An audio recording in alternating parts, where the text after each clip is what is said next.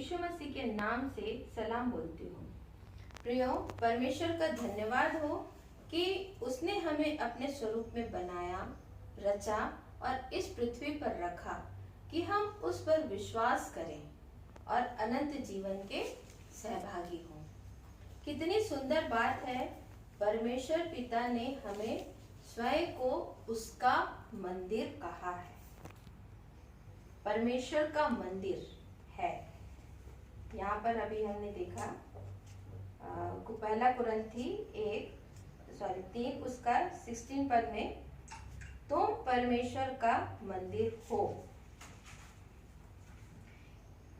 यदि परमेश्वर का मंदिर बोला जाता है तो इसमें दोनों आ जाते हैं। यीशु यहाँ पुत्र के रूप में आया, पर जब वह स्वर्ग चला गया तो दोनों एक हो गए।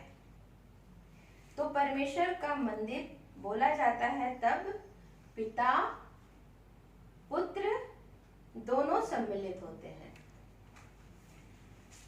पहला कुरिन्थी 3 उसके 16 और 17 पद को पढ़ लेंगे हम। क्या तुम नहीं जानते कि तुम परमेश्वर का मंदिर हो? बस, तुम परमेश्वर का मंदिर हो। यहाँ ये बताया जा रहा है परमेश्वर का मतलब आत्मा। हाँ, और आगे इसके आगे और क्या है? और परमेश्वर का आत्मा तुम में वास करता है। तुम परमेश्वर का मंदिर, यहाँ पर यह बताया जा रहा है परमेश्वर का। और दूसरा है आत्मा तुम में वास करता है, मतलब हमारा संपूर्ण देह, शरीर, आत्मा सब कुछ परमेश्वर का मंदिर है और हमें पूर्ण रूप से परमेश्वर को समर्पित करना चाहिए, क्योंकि हम पूर्ण रूप से परमेश्वर का मंदिर हैं। पूर्ण रूप से शारीरिक, आत्मिक हर एक दशा में परमेश्वर के मंदिर है। यह हमें आज्ञा में मिली है। यदि हम मत्ती 22 उसका 37 देखेंगे तो उसमें क्या लिखा है, थोड़ा पढ़कर बताइए। मत्ती 22 उसका 37 पद। तो इसमें यीशु ने 2 आज्ञाओं के उसने उससे कहा, तू परमेश्वर अपने प्रभु से अपने सारे मन और अपने सारे प्राण और अपनी सारी बुद्धि के साथ प्रेम रख। बड़ी और मुख्य आज्ञा यही है। तो इसमें यीशु ने 2 आज्ञाओं के बारे में बताई है। जो 2 आज्ञा मिली है उसमें पहली आज्ञा उसे बहुत बड़ी और प्रमुख आज्ञा बताई गई है। तू परमेश्वर अपने प्रभु से अपने सारे मन, अपने सारे प्राण, अपने सारी बुद्धि के साथ प्रेम रख। और यदि हम मरकुस 12 उसके 30 में देखेंगे, उसमें भी यही बताया गया है। तू अपने परमेश्वर को सारे मन, सारे प्राण से, सारी बुद्धि से और सारी शक्ति से प्रेम करना। यह मनुष्य का पूर्ण व्यक्तित्व होता है और इसे हम शुद्ध और साफ रखेंगे, तभी हम परमेश्वर को ग्रहण किए जाएंगे। और दूसरी आज्ञा अपने पड़ोसी से, आगे लिखा है ना, पढ़िए तो। और दूसरी यह है, तू अपने पड़ोसी से अपने समान प्रेम रखना। तो दूसरी आज्ञा यह है कि तू अपने पड़ोसी से अपने समान प्रेम रख। हम यदि पुराने नियम में देखेंगे, निर्गमन में जो हमें 10 आज्ञाएं मिली हैं, तो उनमें क्या लिखा है? जो 10 आज्ञाएं हैं वह यह 2 आज्ञा, ये जो पुरानी 10 आज्ञाएं थी वो ये जो अभी यीशु मसीह ने 2 आज्ञाएं दी हैं वो पूरे इसमें ही समाहित है। कैसे देखते हैं। 5वीं आज्ञा है इसमें, अपने माता पिता का आदर करना। 5वीं आज्ञा यदि देखेंगे तो उसमें लिखा है अपने माता पिता का आदर करना। और उस आज्ञा के साथ में प्रतिज्ञा भी की गई है। क्या की गई प्रतिज्ञा? कि तू संसार में बहुत दिन तक जीवित रहेगा, ये बताया गया। मतलब आज्ञा मिली है, उसके साथ में हमें क्या मिला है? प्रतिज्ञा। परमेश्वर ने प्रतिज्ञा भी की है कि तू संसार में बहुत दिन तक जीवित रहेगा। और बाकी 9 आज्ञा के साथ प्रतिज्ञा नहीं है। पहली 4 आज्ञा यदि देखें तो ये क्या है, परमेश्वर से संबंधित है। प्रथम जो 4 आज्ञा है वो परमेश्वर, क्या क्या है 4 आज्ञा? पहला, दूसरों को ईश्वर करके ना मानना, मूर्ति खोद कर ना बनाना, परमेश्वर का नाम व्यर्थ न लेना, विश्रामवार को पवित्र मानना। ये परमेश्वर से संबंधित है। और 5वीं आज्ञा, अपने माता पिता का आदर करना। मतलब परमेश्वर के बाद माता पिता का स्थान है, इसलिए बोला जाता है कि माता पिता के आज्ञाकारी बनना है। हमको इस संसार में रहते हुए अपने माता पिता की आज्ञा पूर्ण रूप से मानना है, क्योंकि यह परमेश्वर की ओर से मिली आज्ञाओं में से एक है। और इसमें क्या प्रतिज्ञा की गई है कि यदि यह काम करोगे तो तुम बहुत दिन तक जीवित रहोगे। और इसके बाद की आज्ञा, जो आगे की आज्ञा है वह क्या है?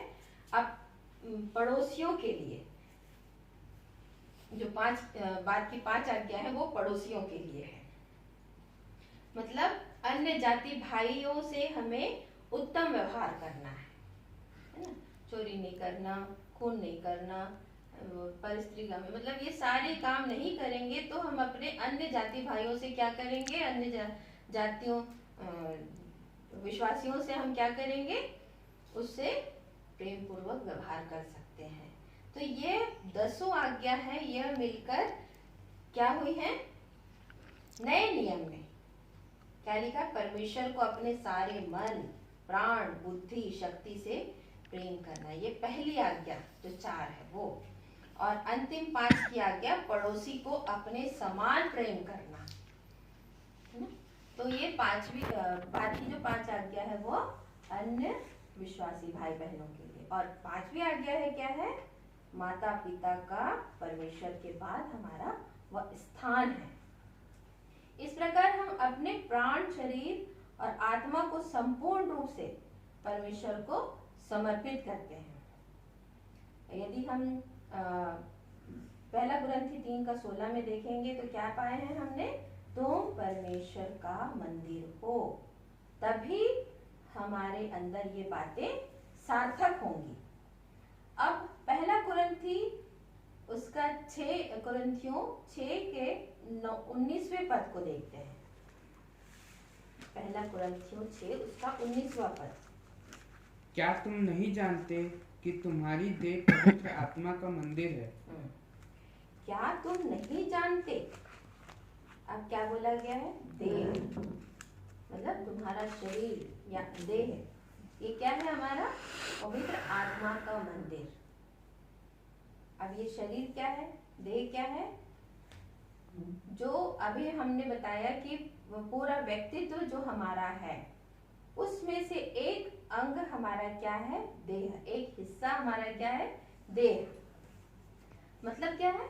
हमारा चलना, उठना, बैठना, बात करना, सारी गतिविधियां जो है, जो हम करते हैं, वह उसके अंदर कौन उपस्थित रहता है? पवित्र आत्मा। उस देह के अंदर पवित्र आत्मा हमारे देह के साथ संगति करता है। जैसे हम चलते फिरते, उठते बैठते, खाते, सोचते, विचारते, जो भी कुछ करते हैं, पवित्र आत्मा हमारे साथ रहकर वह संगति करता है। और वह हमें बसा हुआ है, हमारे अंदर पूरा निहित है वो। और यह कहाँ से मिलता है? परमेश्वर की ओर से हमें मिलता है। 20वें पद को यदि देखें तो, क्योंकि दाम देकर मोल लिए गए हो, इसलिए अपनी देह के द्वारा परमेश्वर की महिमा करो। क्या बताया गया है? दाम देकर मोल लिए गए हो। दाम देकर मोल लेने का मतलब क्या हुआ? किसने हमको मोल लिया है? यीशु मसीह ने। यीशु मसीह ने अपना बलिदान देकर सबसे बड़ा दाम चुकाया है, और हम उस पर विश्वास करने के द्वारा परमेश्वर के लोग हो गए हैं। तो हमें दाम देकर मोल लिया गया है। हम सेत में ऐसे वैसे नहीं पाए गए हैं, उसने हमें खरीद लिया है। और आगे लिखा है, अपने देह के द्वारा परमेश्वर की महिमा करो। भजन 1 पहला देख पढ़िएगा, एक उसका पहला पद, भजन संहिता एक उसका पहला पद।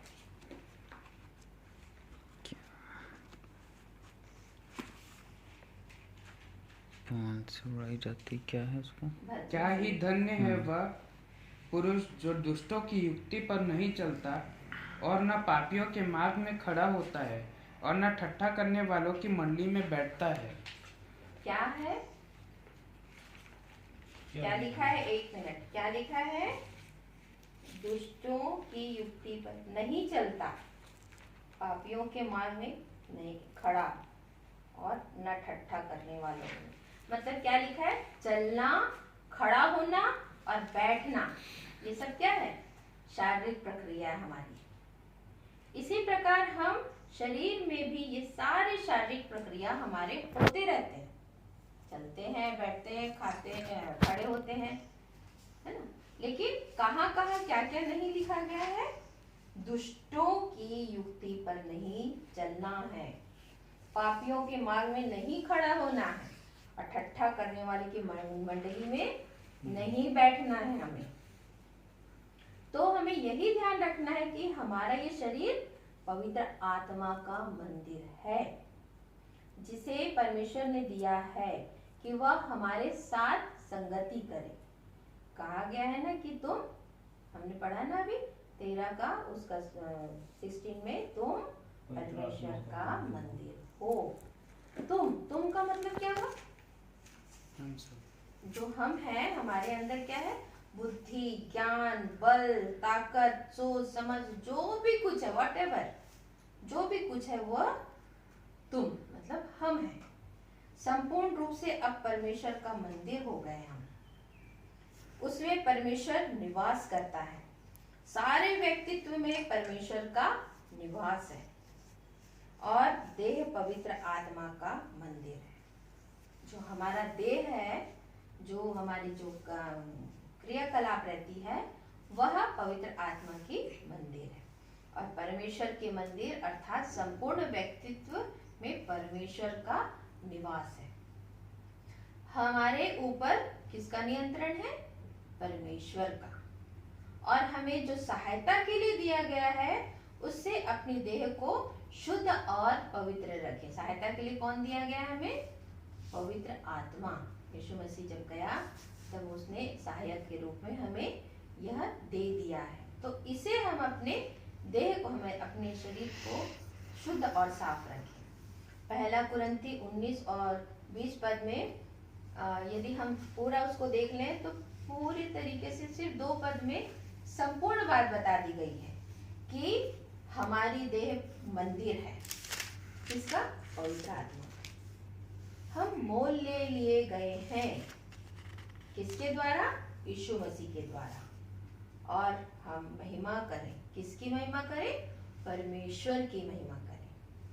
पहला कुरिन्थी 12 पढ़ लीजिएगा। पहला कुरिन्थी 12 पढ़।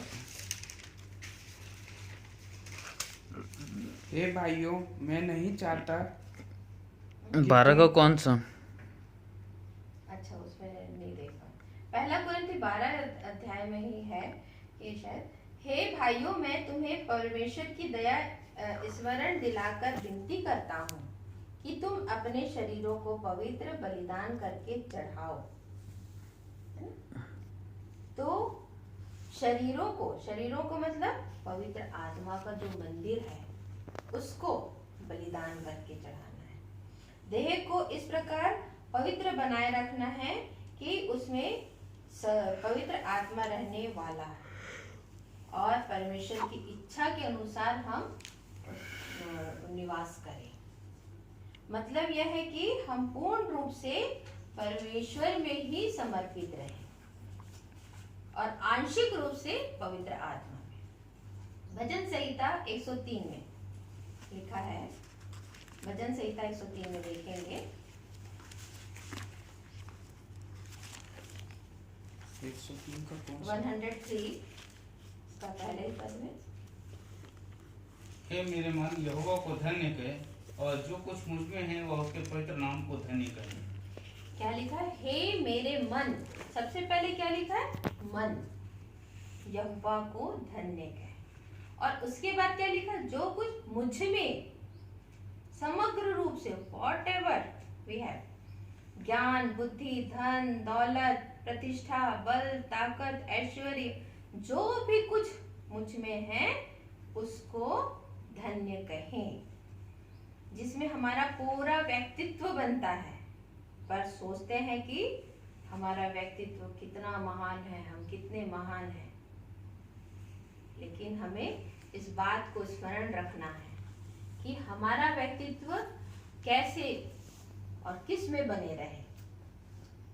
तुम्हारा संपूर्ण व्यक्तित्व परमेश्वर को समर्पित हो और प्रत्येक अंश परमेश्वर को धन्यवाद देता रहे। और क्या तुम नहीं जानते कि तुम्हारी देह, अभी मैंने कहा ना, देह का मतलब क्या हुआ, चलना फिरना उठना बैठना, जिसे इसमें रहने के लिए दिया गया है। क्या किसे दिया गया? पवित्र आत्मा को दिया गया। तो उसको हमको नियंत्रित करके रखना है, जिससे तुम्हारी देह पवित्र आत्मा का मंदिर बने।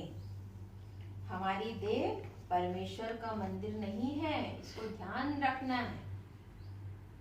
हमारी जो देह है वो परमेश्वर का मंदिर नहीं है, हम परमेश्वर के मंदिर हैं। हम पूरे के पूरे परमेश्वर के मंदिर हैं। आत्मा वो परमेश्वर के लिए। गलातियों 5 उसका 16-17 में 16-17 पद को देखेंगे। गलातियों 5 उसका 16 और 17।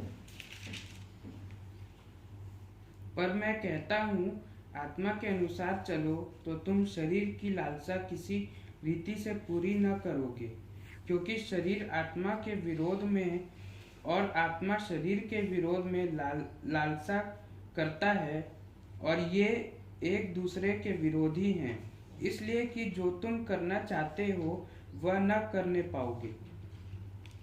यहाँ लिखा है आत्मा के अनुसार, मतलब आत्मा के अनुसार चलो। पर मैं कहता हूँ आत्मा के अनुसार चलो। आत्मा के अनुसार किसे बताया गया है? परमेश्वर को, पवित्र आत्मा को नहीं। यदि हम इंग्लिश बाइबल देखेंगे तो उसमें स्पिरिट लिखा है। स्पिरिट का वो जो एस रहता है, स्पिरिट, वो एस कैपिटल रहता है, बड़ा रहता है, वो गॉड के लिए है। और हिंदी में जब आत्मा लिखा है तब हम उसे परमेश्वर के को मानेंगे। परमेश्वर, इसका मतलब यही है कि वो परमेश्वर के लिए बोला गया है। और आगे लिखा है, तुम शरीर की लालसा किसी रीति से पूरी न करोगे। शरीर का मतलब क्या होता है? शैतान।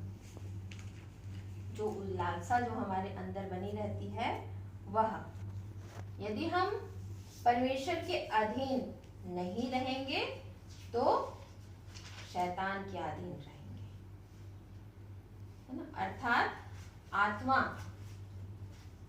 के अनुसार चलो। अभी बताया गया ना, आत्मा के अनुसार चलो। तुम शरीर मतलब शैतान की लालसा को किसी रीति से पूरा नहीं कर पाओगे। यदि तुम परमेश्वर की इच्छा के अनुसार चलोगे, उसके बताए हुए मार्गों पे चलोगे, उसके कार्यों को करोगे, तो शैतान के कोई भी कार्य को नहीं करोगे, और उसमें जो भी बातें हैं शैतान के संबंधित, कुछ भी कार्य नहीं करोगे। और बाइबल में आया है कि परमेश्वर के अधीन हो तो परमेश्वर के अधीन हो और शैतान का सामना करो तो तुम्हारे सामने से वो भाग निकलेगा। जागते रहो कि तुम्हारा विरोधी शैतान तुमको फाड़ खाने वाले सिंह के जैसे, गरजने वाले सिंह के समान है। हमको जागते रहना है। यहाँ पर शरीर का अर्थ क्या है? शैतान। 70वें पद में यदि देखेंगे, क्योंकि शरीर आत्मा के विरोध में, मतलब 17वें पद में भी पढ़ाई थी ना, 17वां पद पढ़िए। और जो प्रभु की संगति में रहता है वह उसके साथ एक आत्मा हो जाता है। अगर आत्मा हो जाता है तो क्या है, शरीर आत्मा के विरोध में, मतलब शैतान परमेश्वर के विरोध में, पवित्र आत्मा के विरोध में नहीं है, है? और आत्मा शरीर के लालसा में करता है। अर्थात परमेश्वर सदैव शैतान से बचाए रखने को कहता है। हमारे अपने आप को परमेश्वर बोलता है कि तुम शैतान से अपने आप को बचाए रखो। और ये एक दूसरे की क्या है, विरोधी है। मतलब यदि परमेश्वर के अधीन रहे तो शैतान कुछ नहीं कर सकेगा, और यदि शैतान के अधीन रहोगे तो परमेश्वर से हम दूर हो जाएंगे। अब 22 और 23 पद को देखते हैं। उसी में देखिए 22 और 23 पद। 23 और 24 पद, गलातियों 5 का 22 और 23 पद।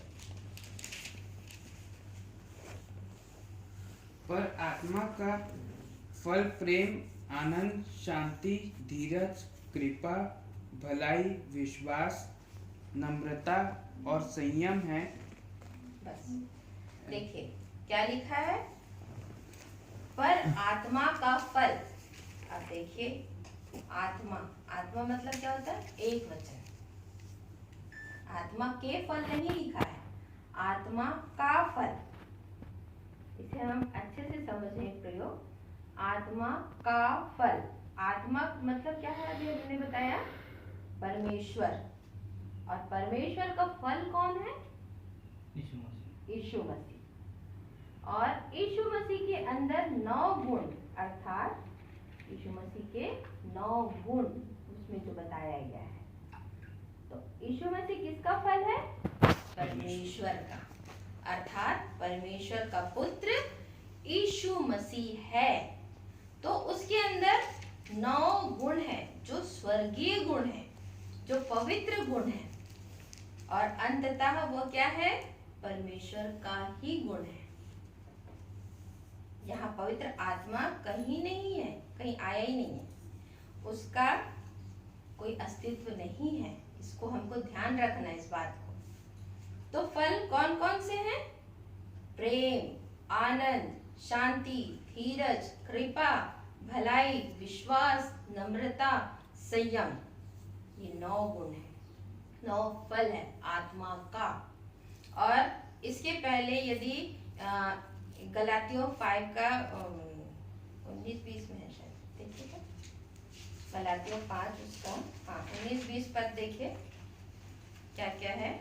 शरीर के काम तो प्रकट न है, अर्थात व्यभिचार, गंदे काम, लुचपन, मूर्ति पूजा, टोना, बैर, झगड़ा, ईर्ष्या, क्रोध, विरोध, फूट, विधर्म, डाह, मतवालापन, लीला क्रीड़ा और इनके जैसे और काम हैं। इस तो यहाँ पर क्या बताया, शरीर के काम। 16-17 है करीब, ये शरीर के काम के बारे में बताया है। तो इन सब को जो पूर्ण रूप से परास्त कर सकता है, ये जो सारे हमारे अभी ये जो पढ़ा गया है, शरीर के कामों के बारे में पढ़ा गया है, इन सब को जो परास्त कर सकता है वह कौन है, किसके फल का गुण, यीशु मसीह के फल का गुण। ये हमको परास्त कर सकता है। यदि हमारे अंदर ये 9 फल हैं तो ये सारे फल जो शरीर के हैं वो हमें परास्त कर देंगे। किसके फल का गुण, यीशु मसीह के, है ना। तो आत्मा क्या है, परमेश्वर, जिसका फल यीशु मसीह और उसके गुण 9। इन 9 पवित्र गुणों के द्वारा जो 17-18 समथिंग जो शैतान के हथियार हैं वह वहां पर बिल्कुल निष्प्रभावित हो जाएंगे। मतलब जहाँ प्रेम है वहाँ बैर भाव वैमनस्यता नहीं रहेगी, जहाँ शांति है वहाँ अशांति नहीं आएगी, जहाँ संयम है वहाँ संयम नहीं आएगी। तो ये सब किसके गुण हैं? परमेश्वर के पुत्र यीशु मसीह के गुण हैं। चूंकि हमने इसको पहन लिया है, यीशु मसीह को पहन लो, ये भी कहा गया है, बाइबल में आया है, यीशु मसीह को पहन लो। तो अब हमारे अंदर ये सारे गुण हैं, ये सारे गुण विश्वासी के हैं। यदि वो विश्वासी विश्वास में बना है तो सारे 9 स्वर्गीय गुण उसके अंदर हैं। और 17-18 जो शैतान के हथियार हैं, अब शैतान के हथियार में इसमें भी देख लीजिएगा, इफिसियों 6 अध्याय में बताया गया है कि परमेश्वर के सारे हथियार बांध लो। इफिसियों 6 अध्याय देखिए 6 का कौन सा? 15। परमेश्वर के हथियार बांध लो, वहीं पर देखिए साइड में ऊपर, हाँ परमेश्वर के हथियार सही पर। इसलिए परमेश्वर के सारे हथियार बांध लो कि तुम बुरे दिन में सामना कर सको और सब कुछ पूरा करके स्थिर रह सको। आगे। इसलिए सत्य से अपनी कमर कसकर और धार्मिकता की झिलम पहनकर और पांवों में मेल के सुसमाचार की तैयारी के जूते पहनकर और इन सब के साथ विश्वास की ढाल लेकर स्थिर रहो, जिससे तुम उस दुष्ट के सब जलते हुए तीरों को बुझा सको। तो यहाँ पर बताया गया है परमेश्वर के सारे हथियार बांध लो ताकि तुम शैतान के सामने खड़े रह सको। ये सारे हथियार जो दिखाए गए हैं वह एक ही व्यक्ति पर या एक ही बात पर इंगित करता है। सारे हथियार कौन कौन से अभी हमने पढ़ा? सत्य, देखो उसमें सत्य, धार्मिकता, मेल और क्या क्या है उसमें देखिए, मेल, आनंद, ये सारे जो हथियार हैं। तो वह हथियार जो जिस पर है वो कौन है? सिर्फ एक, यीशु मसीह।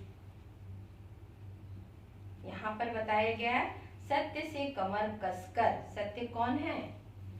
कौन है सत्य? यीशु मसीह। मार्ग, सत्य और जीवन मैं ही हूँ। यीशु को धारण करने से हमारी कमर ढीली नहीं रहेगी, कसी रहेगी। दूसरा क्या है? धार्मिकता। धार्मिकता की झिलम पहनकर। परमेश्वर की धार्मिकता कौन है?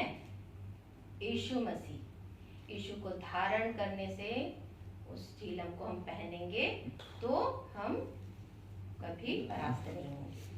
और पाँव में मेल के सुसमाचार। कुरिन्थियों 5 में आया है कि यीशु मसीह ने हमारा मेल परमेश्वर से करा दिया है।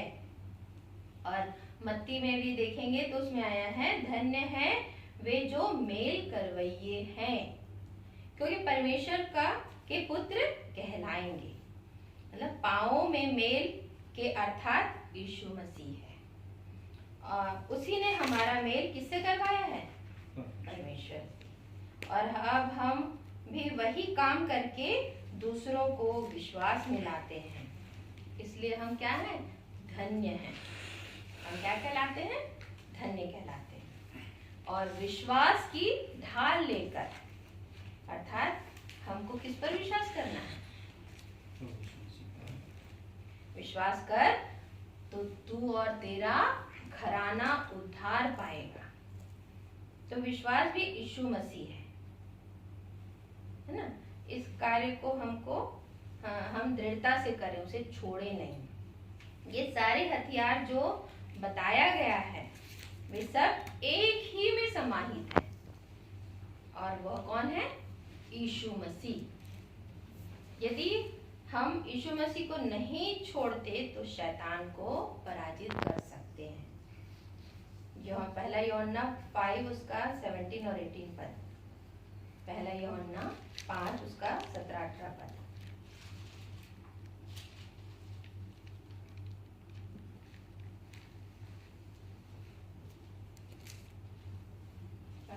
पहला यूहन्ना 5 उसका 17 और 18। सब प्रकार का धर्म तो पाप है, परंतु ऐसा पाप भी है जिसका फल मृत्यु नहीं।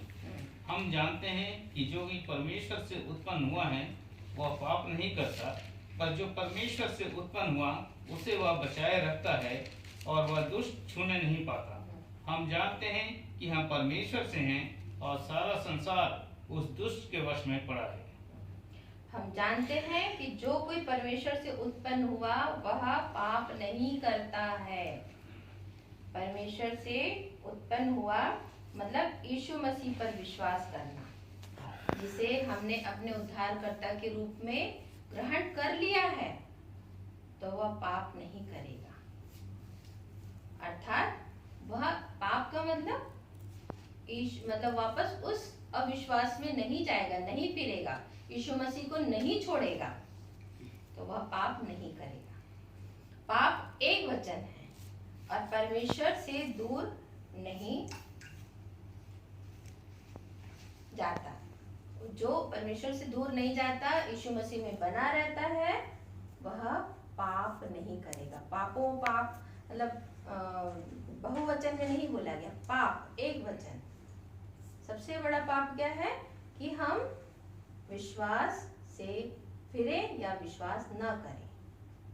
तो यदि हम परमेश्वर में बने हैं, यीशु मसीह को ग्रहण कर लिए हैं, तो हम उस पाप को नहीं करेंगे। पर जो परमेश्वर से उत्पन्न हुआ उसे वह बचाए रखता है और वह दुष्ट उसे छूने भी नहीं पाता। वह दुष्ट मतलब कौन है दुष्ट? शैतान उसको छू भी नहीं सकता, मतलब जिसने विश्वास कर लिया है। इसलिए इफिसियों में कहा है कि सारे हथियार बांध लो। यदि यीशु मसीह को ग्रहण कर लिए हैं और यदि पूर्ण रूप से हम आत्मसात कर लिए हैं, तो फिर हम विजयी हैं। हमें कोई परास्त नहीं कर सकता, है ना। और जो पर अभी स्टार्ट में शुरुआत में हम पढ़े थे कि तुम परमेश्वर का मंदिर हो और देह, जो हमारे देह है वो पवित्र आत्मा का मंदिर है। तो इन सारे वचनों को जो हमारे बाइबल में दिया गया है, इसे हम बड़े गंभीरता से समझें, सीखें और इसे अपने जीवन में काम में लाएं और दूसरों को भी समझा सकें। परमेश्वर इन वचन के द्वारा हम सबों को आशीष